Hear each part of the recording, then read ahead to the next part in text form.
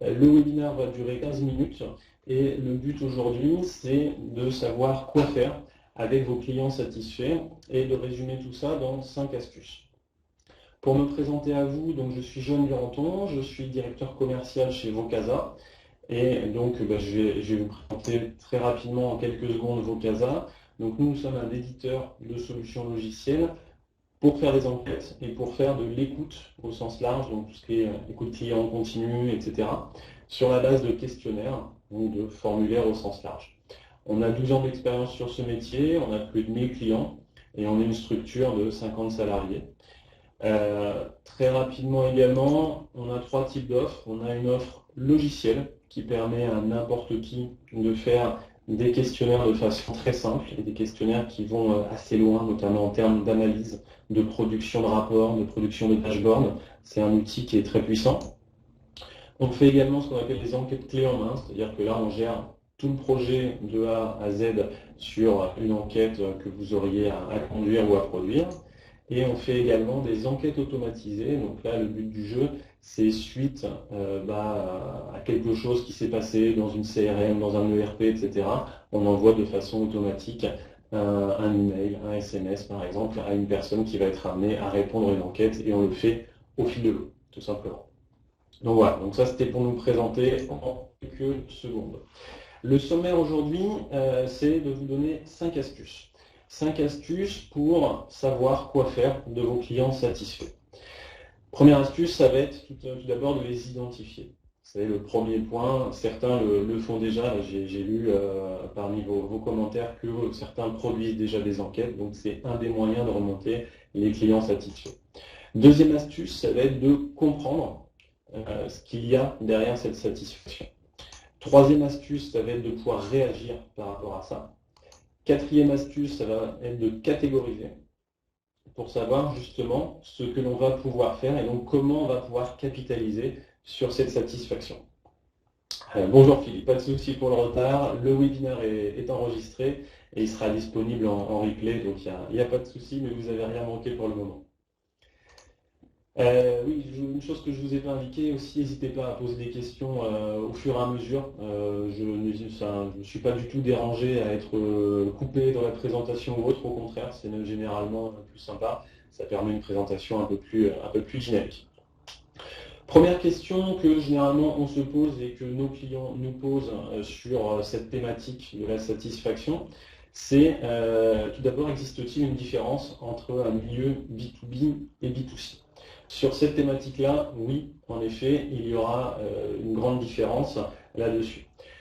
Tout d'abord, il est évident que dans un marché B2B, on peut aller beaucoup plus loin dans la démarche de créer des ambassadeurs de votre marque, puisque tout simplement, chaque client est générateur de plus de chiffre d'affaires. Donc on va pouvoir engager des moyens beaucoup plus importants. Dans un marché B2C, on va plutôt généralement réfléchir à tout ce qui est automatisation, parce qu'on va gérer de la centaine, du millier, de la centaine de milliers, voire du million de contacts. Donc là, à ce moment-là, on est obligé de réfléchir sur la base de choses à automatiser en termes de production, de contenu, de manière de faire et de mode opératoire. Première astuce, donc comme je vous l'ai indiqué, ça va être d'identifier ces clients satisfaits. Et pour cela, il y a plusieurs manières. Il y a tout d'abord les informations du terrain. Il y a ce qu'on appelle les avis clients, il y a des campagnes téléphoniques, il y a les réseaux sociaux, il y a les contenus qui sont sur le web, donc notamment les blogs par exemple, ou YouTube, etc. Il y a le bouche à oreille, et il y a bien entendu les enquêtes dont on a parlé. Donc ce qu'il faut bien savoir, c'est que certains de ces moyens et de ces méthodes-là peuvent être un peu biaisés. Je vais caricaturer, mais bon, je suis moi-même directeur commercial, donc je n'aurai pas de mal à le faire. Par exemple, les informations remontées du terrain par les commerciaux peuvent être biaisées, puisque tout simplement, ils ont un filtre d'une personne qui va jouer un intermédiaire entre le client et vous. Donc du coup, elles sont à prendre toujours avec des pincettes. Les avis clients, eux, vont être très intéressants, mais généralement, ils n'ont pas toute la substance ou toute l'information qui vont permettre de vraiment dérouler tout un processus lié à quoi faire de nos clients satisfaits. Donc chacune de ces méthodes-là a ses avantages et ses inconvénients. C'est vrai qu'on va le voir, la méthode la plus la plus adéquate et qui permet d'avoir le plus d'informations, ça reste bien entendu l'enquête et aussi l'observation des verbatims sur les réseaux sociaux, qui est quelque chose de très intéressant à faire. Donc notre astuce numéro 2, ça va être tout simplement de comprendre cette satisfaction.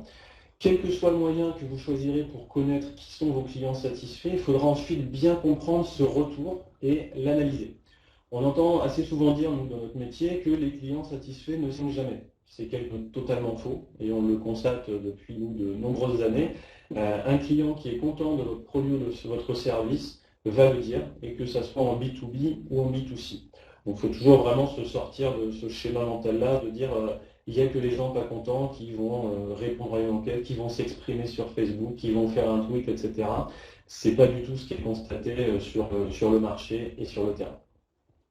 Mais pour bien comprendre cette satisfaction, il faut vraiment en connaître les motivations. Donc il faut aller creuser un petit peu plus loin que la donnée de base. Pour cela, là encore, rien ne vaut une enquête, puisque dans une enquête, outre remonter la satisfaction, on va pouvoir poser des questions, on va appeler des critères, qui vont permettre de comprendre cette satisfaction. Les autres modes de collecte de la satisfaction ne permettent pas tout à fait cela. On l'a vu tout à l'heure, les remontées d'informations du terrain vont avoir le biais du commercial, et les avis clients, par exemple, sont souvent trop légers. Ils n'ont pas la substance et le contenu pour permettre de bien comprendre les éléments. Donc on va passer à notre troisième astuce. Donc cette troisième astuce, c'est de réagir. Ça, la plupart des gens l'oublient. C'est pour ça que j'ai mis cette slide-là avec une personne qui émet différentes réactions. Peu importe la réaction, l'important c'est de réagir à cette étape-là. C'est-à-dire que vous avez un client qui a dit qu'il était content de vous par un moyen qui va être le bouche à oreille, qui va l'avoir dit à un commercial, à votre service support, à votre après-vente, via une enquête, via les réseaux sociaux, etc. Il est très important d'acquiescer. C'est un moment que tout le monde, ou presque, oublie en général, et c'est très important à faire. Sur un marché B2B, le plus simple, c'est que le commercial, le gestionnaire du compte, ici, va être informé que tel client, par exemple Orange, a informé être satisfait. Là, à ce moment-là, il faut tout simplement que le commercial prenne son téléphone et qu'il appelle pour témoigner de sa gratitude à ce client qui a émis cette satisfaction. C'est très facile à faire quand on est sur un processus d'enquête, puisqu'avec une enquête, on peut envoyer des emails automatisés, par exemple, suite à quelque chose qui s'est passé dans l'enquête. Par exemple, le client a dit qu'il était satisfait, j'envoie l'email au responsable de ce compte client-là, et donc le commercial n'a plus qu'à décrocher son téléphone pour l'appeler et pour lui témoigner sa gratitude par rapport à ça. Ça va faire, cette réaction-là, ça va faire que vous allez engager votre client. Là, entre guillemets, si vous ne faites pas cette réaction-là, il va être un client satisfait, mais potentiellement plutôt passif. En réagissant, ici, vous allez l'engager et ça va permettre de gérer la suite en fait, de ce que je vais vous indiquer.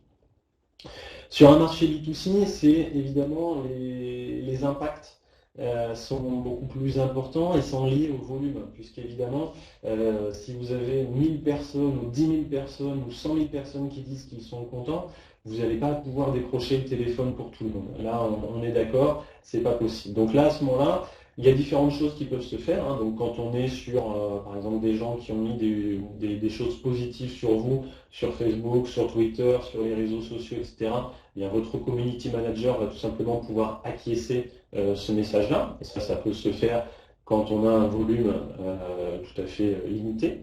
Sinon, on va pouvoir également l'automatiser. Donc là, c'est pareil, c'est très simple à faire dans une enquête, dans les avis clients également aussi, ça se fait. Et on va automatiser une réponse par email ou par SMS, où on va acquiescer en remerciant la personne, voire en l'engageant également via cet email à aller communiquer d'une autre façon, etc. En tous les cas, on peut les remercier très très facilement. Ce qu'il faut retenir ici, c'est qu'une politique de remerciement clair peut se faire. Et on peut également imaginer, pourquoi pas offrir des bons cadeaux. Alors, on nous pose là aussi souvent la question, il faut que ça soit très limité. L'idéal, c'est qu'un client satisfait s'engage sans contrepartie, en fait, puisqu'il va le faire, il va quasiment presque mieux défendre votre marque. Néanmoins, on va voir que si vous offrez des échantillons de vos futurs produits, si vous offrez des bons cadeaux, des remises, etc., ça peut toujours être intéressant. J'ai donné deux exemples. Donc, par exemple, un fabricant de parfum va pouvoir tester ses nouvelles fragrances sur les personnes satisfaites et en avant-première. Donc là, quelque part, il n'y a pas de relation corruptrice, quelque part, puisque vous êtes sur des nouveaux produits.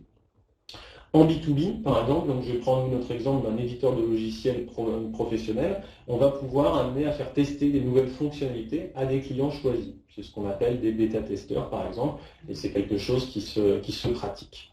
Alors, j'ai une question de Philippe. Peut-on réagir par téléphone en approfondissant les réponses à l'enquête, détection des motivations prioritaires?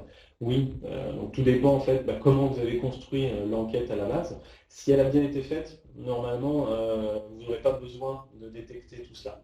Par contre, si vous êtes sur une clientèle B2B, sur un marché où chaque commande représente des milliers ou des centaines de milliers d'euros, il est de bon ton, en effet, à un moment donné, prendre le téléphone pour avoir une relation directe et pour humaniser aussi la relation. Le téléphone implique toujours néanmoins des filtres, c'est-à-dire qu'une personne ne va pas jamais dire clairement ses motivations quand elle a quelqu'un au bout du fil, notamment si elle a un commercial. Donc il y a toujours un biais à faire de cette manière-là. Là où les gens se disent le plus de choses, généralement, c'est en effet sur les enquêtes par mail, par SMS ou des choses comme ça. On va passer à l'astuce numéro 4. Donc l'astuce numéro 4, c'est de catégoriser. On ne pourra pas faire des actions pour tout le monde, et ça c'est très important de le savoir, donc il va falloir déterminer les catégories de clients sur lesquels on va aller faire des actions directes. En effet, chaque action peut avoir un coût, notamment en B2B, on va le voir tout à l'heure, et pour cela, donc, il faut être capable de, quelque part, mettre les gens et vos gens satisfaits dans des cases. Je mets trois exemples. Exemple 1, vous avez repéré 34 personnes qui parlent en bien de vous, de votre marque, d'un de vos produits sur des blogs. Ici, la catégorisation va se faire très simplement. Vous allez prendre ceux qui ont l'audimat ou l'auditorat le plus important ou le nombre d'abonnés le plus important. Exemple 2, vous remontez les informations comme quoi des tweetos parlent bien de vous sur Twitter. Là, à ce moment-là, vous allez les catégoriser par le nombre de followers qu'ils ont, tout simplement. Ça, c'est assez simple et assez sommaire. L'exemple numéro 3, c'est sur les enquêtes. Là encore, c'est toujours le moyen où c'est le plus simple de catégoriser. On va avoir des questions qu'on appelle de segmentation. Ça va pouvoir être, par exemple, le chiffre d'affaires, la catégorie socio-professionnelle, s'ils sont prêts à vous recommander ou pas. Donc, c'est des questions que l'on peut mettre en segmentation. Et là, à ce moment-là, on va faire des catégories de façon très simple. L'astuce numéro 5, ça va être de capitaliser sur ça. Donc ça, c'est possible une fois que l'on a créé ces catégories. Donc catégoriser et capitaliser sur ces clients satisfaits, là on va voir qu'il y a des grosses différences évidemment en B2B ou en B2C. Donc ici j'ai fait deux slides spécifiques. Capitaliser tout d'abord en B2C. Je vais vous présenter quelques actions possibles. Le but n'est pas d'être exhaustif, c'est comme je l'ai dit au début, c'est de vous donner des clés de lecture. Donc par exemple, ça va être d'utiliser, donc on est en B2C ici, ça va être d'utiliser les clients satisfaits d'une enquête pour les amener à parler en bien de vous sur les réseaux sociaux ou sur des sites d'avis clients. C'est très valable notamment dans le secteur du tourisme et on va le faire par le biais d'un email automatisé. On peut également chercher à leur faire du contenu, notamment selon si vos produits s'y prêtent, des tutoriels sur YouTube, des photos sur Instagram ou sur Pinterest. Donc ça marche très fort évidemment. On peut leur demander s'ils sont OK pour afficher un témoignage sur votre site internet. Et on peut même aller plus loin, c'est-à-dire on peut utiliser la réponse à une question ouverte pour afficher de façon automatisée dans votre site internet des vraies réponses de vrais clients. On fait ça par exemple chez Yellow Village, que vous connaissez peut-être, qui sont une grande chaîne de camping, donc dans la résidence, dans l'hôtellerie directement, donc dans le tourisme. Eux, ils font ça directement et c'est très impactant puisque directement une personne qui est sur leur site internet visualise toutes les réponses et tout le verbatim. Vous n'avez pas juste 2-3 réponses comme on voit sur certains sites, vous en avez des milliers. Vous pouvez les catégoriser par si vous êtes une famille, si vous voulez une toile de tente, si vous voulez un bungalow, si vous êtes en logement, etc. Et vous pouvez vraiment filtrer après tous les verbatims que vous ont laissé les clients. Alors, Philippe nous dit, je privilégie le contact avec des clients coopératifs et positifs qui peuvent vous recommander des clients potentiels et un mathématique, c'est plus agréable. Et en effet, c'est une des façons de catégoriser, donc c'est en effet une très bonne idée. Dernier exemple sur le B2C, on peut également les inscrire dans un club que l'on appelle Villa. Par exemple, fait ça très très bien. Fnac, quand vous achetez beaucoup chez eux régulièrement, ils vont vous envoyer des emails pour vous dire venez le vendredi soir à 21h, quand normalement le magasin est fermé, et on va avoir un système un petit peu de vente privée avec des remises plus importantes. Donc vous avez ce sentiment de VIP qui est très important ici. Pour finir sur les astuces, on capitaliser en B2B. Il y a là quelques exemples également. Ça va être de leur faire faire des témoignages clients qui peuvent prendre la forme d'un document ou d'une citation sur votre site internet. Pour ceux qui sont curieux, vous pouvez regarder sur vocasa.com. On a certains de nos clients qui ont eu l'amabilité de le faire pour nous. On peut aller plus loin également en faisant une vidéo carrément d'un cas client. Donc là, nous également, c'est ce qu'on a fait avec certains de nos clients. On leur a fait faire une vidéo. Et donc, vous avez sur notre chaîne YouTube ce genre de vidéo-là qui va vous permettre de voir des clients qui parlent de notre marque. Et vous pouvez le faire également. Évidemment, ça impacte des budgets plus importants, mais c'est très professionnel et c'est très très bien perçu. Nous, on l'a vu, les retours de nos clients ou prospects sur ce genre de choses ont été vraiment très très positifs. Dernière chose que l'on peut faire également, c'est évidemment les amener à parler en bien de vous sur les réseaux professionnels, donc plutôt LinkedIn, plutôt Viadeo, ou de liker vos informations, etc. Donc ça, c'est toujours très positif. Et également, l'idéal, c'est de les convier à des déjeuners ou des événements où ces clients qui vont devenir des ambassadeurs vont parler devant un parterre de prospects et ils vont parler de leur expérience. C'est rien de mieux pour convaincre un nouveau client que de faire parler un ancien client, puisqu'il n'y a pas de filtre d'une publicité marketing ou d'un discours commercial. On va en finir sur cette partie-là, donc qui sont quels bénéfices vous pouvez attendre de vos clients devenus ambassadeurs. J'en ai retenu 6. Alors, je pourrais en avoir beaucoup plus, mais j'en ai retenu 6. Le premier, ça va être d'humaniser votre marque. Ils vont devenir une image de votre entreprise et souvent, ils ont plus d'impact qu'une publicité classique que plus personne ne croit aujourd'hui. Ils vont aider à augmenter votre influence sur les réseaux sociaux. Vous avez peut-être 2000 abonnés. Et bien, si telle personne qui est un ambassadeur lui-même en a 900, et bien ces 900 personnes-là, vous allez les accaparer quelque part dans votre auditorat. Ils vont également pouvoir protéger votre réputation en ligne. Là, quand on a des vrais fans, ils sont capables véritablement de monter au front pour défendre votre marque sur des détracteurs éventuels d'une marque ou d'un produit. On le voit très souvent dans les commentaires, dans les sites d'avis clients, etc. Il y a vraiment des gens très, très défenseurs de la marque. Et là encore, l'impact, il est souvent bien mieux perçu que si c'est le community manager qui répond. L'impact est bien plus important si c'est un client déjà établi qui répond. Il propage un bouche à oreille positif, bien évidemment. Donc là, je ne refais pas le scope, mais un client satisfait va parler en bien de vous à tous ses connaissances, etc. Et il n'y a rien de mieux pour passer à un acte d'achat qu'un client déjà établi qui parle en bien de vous. Ils vont permettre également d'augmenter votre trafic web. Donc là, pour cette partie-là, c'est par exemple un YouTuber qui ferait des tutos sur votre produit, etc. Ça va avoir un impact positif sur votre référencement et donc sur votre trafic Internet. Donc ça, c'est très intéressant également pour vous.